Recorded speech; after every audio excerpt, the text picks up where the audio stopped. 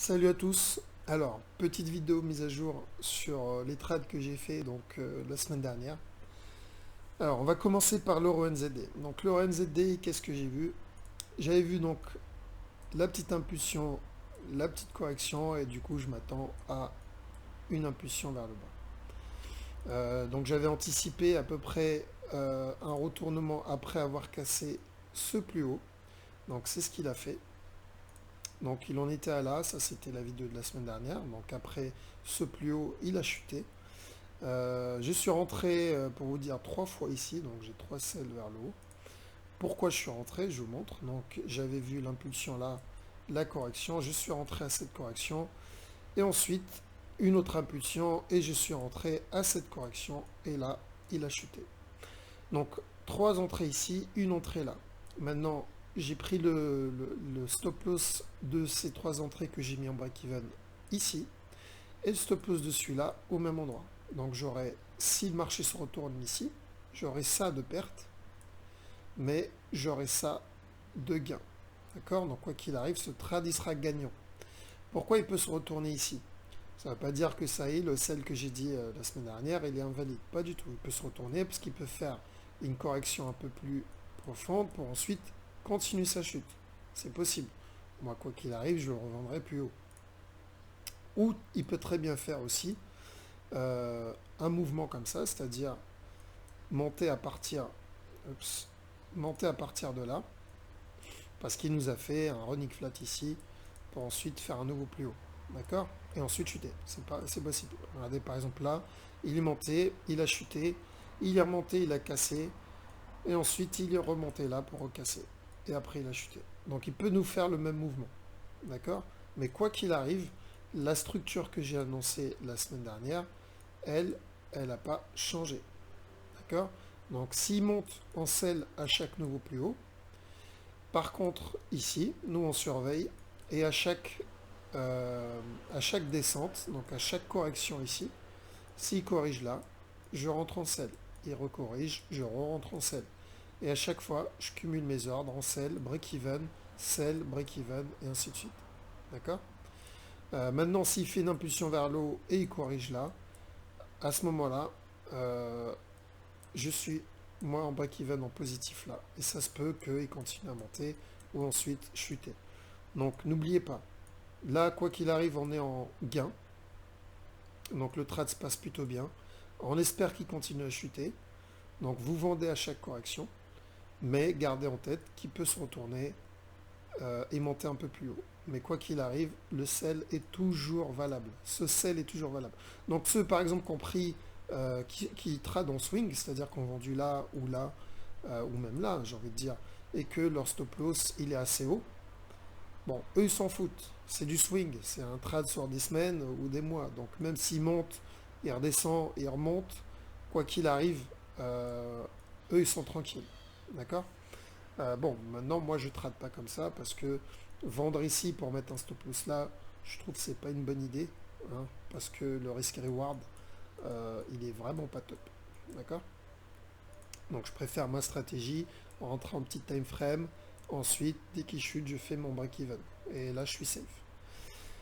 Voilà, donc EuroNZD, le trade toujours valable. Pour le moment, on est sur du positif, hein. N'oubliez pas qu'on a quand même fait 242 pips, ce qui n'est pas négligeable. Et on continue à suivre la vague. Donc là, on va surfer sur la vague, hein. C'est pour ça, c'est du wave theory. Donc là, la vague, hop, ça monte, on surfe sur la prochaine, ça monte, on surfe sur la prochaine. Et on continue à suivre la vague.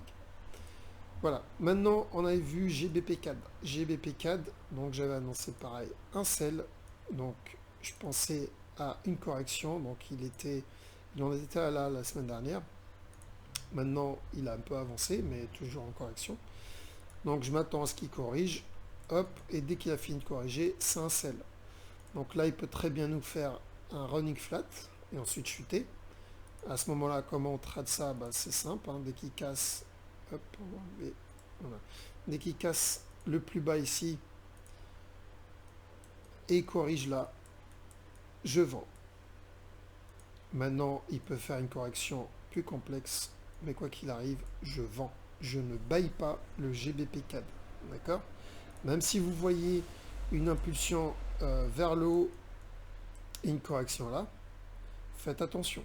Ça peut être un truc comme ça pour ensuite chuter. D'accord? Parce que n'oubliez pas la pattern grosse time frame, on est sur une correction, donc l'impulsion, la correction, on attend à l'impulsion baissière, au moins jusqu'à ce bas là. D'accord? Donc c'est un très gros trade, hein. C'est un GBP, là on parle pas de 2-3 pips, on parle de voilà, 1200 et plus pips. Donc GBP4 toujours en sell, donc à surveiller, on rentre pas maintenant et on attend une opportunité pour rentrer en sell.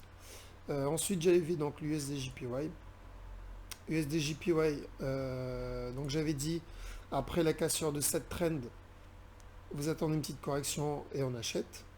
Et c'est possible qu'il fasse une correction un peu plus profonde. D'accord? Moi, je m'attendais plutôt à la correction un peu plus complexe. Bon, pas de chance pour moi. Il a fait le premier scénario. Du coup, j'ai loupé le trad. Je m'attendais à ce qu'il fasse un truc comme ça et je serais rentré vers là. Malheureusement, il est monté, il a cassé, il a fait la correction et il a continué à monter. Je suis pas dedans, c'est pas grave. Il y aura d'autres opportunités parce que s'il corrige encore là, je rentre. D'accord?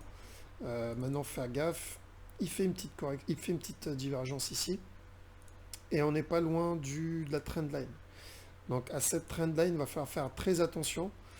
Donc vous pouvez buy ici à chaque correction, ainsi de suite, jusqu'à cette trend. Une fois là, il faut faire attention parce qu'il peut se retourner. Donc s'il se retourne, vous attendez la correction et vous vendez jusqu'à ce bas là.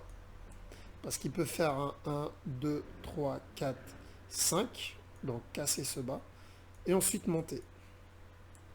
Par contre, s'il casse la trend et il corrige là, là, on buy. D'accord? Donc, en gros, c'est-à-dire sur le long terme, c'est un buy. Impulsion, correction, impulsion. Maintenant, sur le court terme, faut faire gaffe sur cette impulsion. S'il fait, sur cette trendline, pardon. Donc, s'il touche la trend, il fait l'impulsion ici, il corrige. Vous pouvez vendre ce mouvement-là. D'accord? Donc, faire attention. Donc, s'il casse en haut, il corrige en bas. S'il fait une impulsion en bas, il corrige en sell jusqu'à là. Mais on n'oublie pas ce mouvement-là. D'accord? Voilà, donc USD-JPY, le mouvement donc positif pour ceux qui ont pris le trade après la cassure de la trend. Donc ceux qui sont rentrés après la cassure, bon, ils sont bons. Ils peuvent faire un break-even. Donc pensez à faire votre break-even, hein, super important parce que il peut corriger et faire une correction un peu plus profonde. Donc vous faites votre break-even donc dans cette zone-là. Donc si vous êtes rentré ici par exemple, vous mettez votre break-even ici. Ou vous pouvez le mettre ici si vous voulez passer en positif, ou si vous voulez avoir un micro stop loss, vous le mettez ici. Okay, donc vaut mieux perdre ça comme argent plutôt que perdre ça. D'accord? Ceux qui ont mis leur stop loss ici. Voilà, donc USD-JPY pour le moment toujours en buy. GBP-CAD, un sell toujours de prévu. Euro-NZD, toujours le sell, ça n'a pas changé. Et d'ailleurs, il est en train de se passer plutôt proprement. Voilà. Donc, si je trouve d'autres nouveaux setups, j'en ferai une. J'en ai sûrement une en tête, mais je ferai une vidéo séparée pour ça. Sur ce, passez un bon fin de week-end et je vous souhaite une bonne semaine de trade.